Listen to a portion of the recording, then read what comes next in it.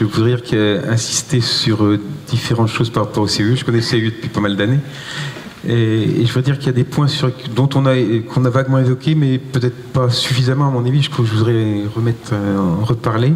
3 points qui me paraissent très, très importants par rapport au travail du CAE vis-à-vis de nous, élus locaux. Et le premier, c'est comme tu l'as dit, Laurent, on n'a pas la science infuse.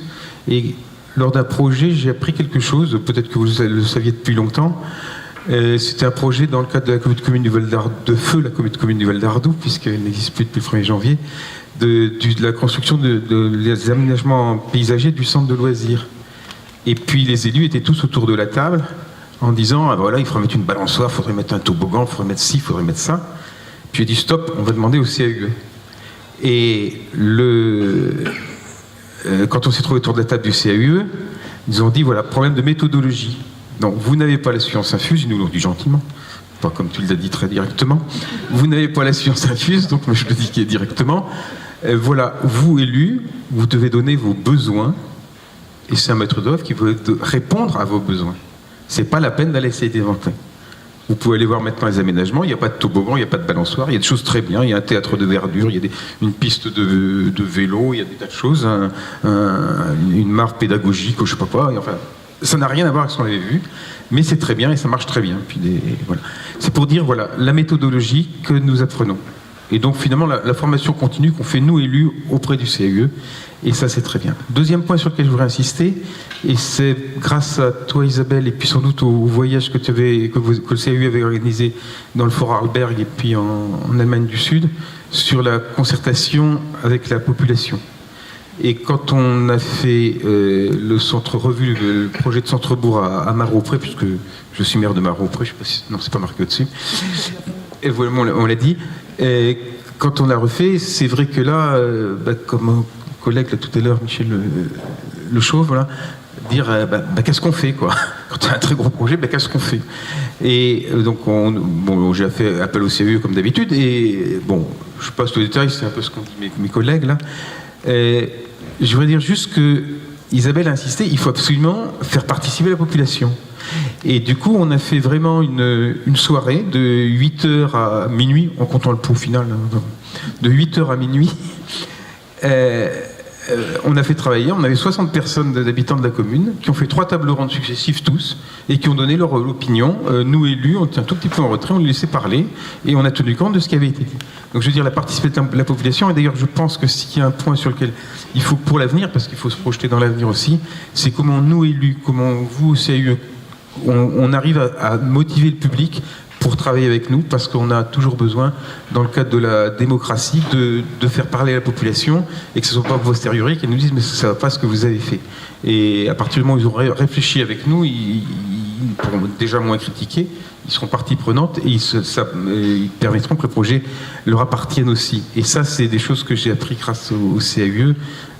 Et la troisième chose dont je crois on n'a pas du tout parlé, mais c'est fait assez peu, mais je sais que c'est quand même dans l'émission du CAE, c'est la présence auprès des publics collégiens, lycéens et scolaires. Et dans le cadre aussi, d'ailleurs, dans le cadre du Pays Nouvelle Sud, on avait fait une charte architecturale et paysagère, et le président de l'époque m'avait confié la responsabilité de ce projet, et c'est évidemment avec le CAE qu'on l'a fait en partenariat très étroit. Et de cette charte, après, on a voulu la diffuser auprès de la population. C'était un échec, personne ne venait à nos réunions, et là aussi, il faut encore essayer de regarder comment les faire parvenir. En revanche, cette exposition qui avait été faite à la suite, c'est un paysagiste du CAE qui est venu expliquer aux enfants, voilà, vous êtes en Sologne, qu'est-ce qu'il y a? Vous êtes dans le Val-de-Loire, qu'est-ce qu'il y a? Il y a des pierres, il n'y a pas de pierres, il y a des briques, il y a du bois, etc. Et quasiment les faire reconstruire carrément l'urbanisme qui existait dans les villages. Et les gamins étaient vraiment fascinés. Pendant 1 heure, ça a marché. Alors ça c'est sans doute trop peu, mais c'est vraiment quelque chose, et je crois que quand les enfants, on les motive à la qualité de l'urbanisme, dès tout jeune, je crois que c'est quelque chose de fondamental. Alors, donc je voudrais vraiment remercier le CAE de m'avoir d'abord, les 2 présidents successifs, Marc Andrieux, de m'avoir introduit dans le CA du CAE, Et puis toi, Frédéric, de m'avoir permis de devenir trésorier. J'ai beaucoup appris au niveau du CAUE. Il y a déjà 7 ans, j'avais été invité pour les 30 ans du CAUE. 7 ans après, on a même vite aux 40 ans. Je crois que le CAUE fait gagner du temps, donc ça, c'est ça qui est important. Et je voudrais dire que voilà, c'est quelque chose de très très positif que j'ai vécu avec le CAUE et que j'espère vivre encore un moment. Et voilà, je me permettais d'avoir fait ce propos liminaire pour dire vraiment tout l'apport qui a été fait sur le CAUE par rapport à ça. Bon, passons maintenant au SCOT. Bon, vous savez tous ce que c'est qu'un SCOT. Vous savez tous que voici 3 ans, les 3 pays, Forêt d'Orléans, Val-de-Loire, dont le président Philippe Vacher est présent ici, Loire-Beauce et puis Saône-Val-Sud, que je préside désormais, ont décidé de démarrer, de faire des SCOT dans le cadre de leur territoire. Pourquoi dans le cadre de leur territoire? Il fallait maintenant aller assez vite. On était les seuls territoires un peu en retard dans le département du Loiret. Mais on a décidé de travailler tous les 3 ensemble. Enfin, tous les 3, mais tous les 100, puisqu'on est au groupe 99 communes, de travailler ensemble et de lancer cette lourde manœuvre. Et évidemment, le CAUE qui participe très régulièrement à nos travaux de pays et a participé avec nous et nous a fait des propositions très intéressantes. Il y a eu alors je sais dans quelle ordre on les donne, la démarche d'acteurs des problématiques d'aménagement du territoire. Il y a eu les stagiaires qui ont fait pendant 5 mois, qui ont travaillé pendant 5 mois, payés par les pays, mais aussi avec des aides de la région dans le cadre des contrats régionaux de pays, les différents contrats de nos pays, et qui ont sorti un nombre de documents très intéressants et qui ont permis aux élus de réfléchir, de visualiser vraiment les choses, parce qu'on est quand on fait des SCOT, il y a beaucoup de documents, vous l'avez vu les uns les autres, de documents où il y a plein de choses écrites, etc. Mais il faut donner un petit peu de la chair, un petit peu du sang à tout ça, et ça a permis de voir, voilà, on dit ça et ça, voilà, on parle des lisières de village, voilà ce que c'est, on parle de aménager les espaces publics, voilà ce que ça peut donner, mettre vraiment des visions derrière tous les mots qu'on utilise dans ceci. Il y a aussi les opérations tu en as parlé tout à l'heure, avec les architectes, et puis faire participer la population et dans le cadre de idées en campagne.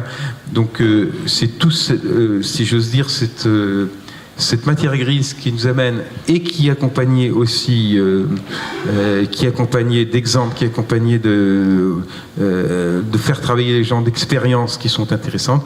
Je voudrais citer aussi, c'est plus tout à fait dans le cadre des SCOT, mais ce que tu avais promu 2 fois auprès des viticulteurs de l'Orléanais, qui nous avait permis d'aller une fois à Valençay, une autre fois à Reuilly, à Quincy, et puis de permettre aux viticulteurs de confronter leur expérience à celle de leurs collègues de d'autres territoires.